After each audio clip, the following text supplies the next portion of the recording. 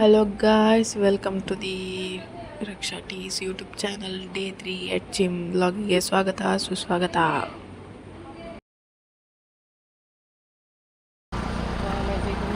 ಇವತ್ತು ಮಾರ್ನಿಂಗ್ 7ಗೆ ಒಂದು ಸೈಡು ಮಲಗಿ ಮತ್ತೆ ಕೈಯನ್ನು ಊರಿಗೆ ಕೊಟ್ಟು ಮತ್ತೆ ಇದ್ದೇವೆ. ಸತ್ಯ ನಾವು ಹೋಗಿ ಇದ್ದುದು ಮತ್ತೆ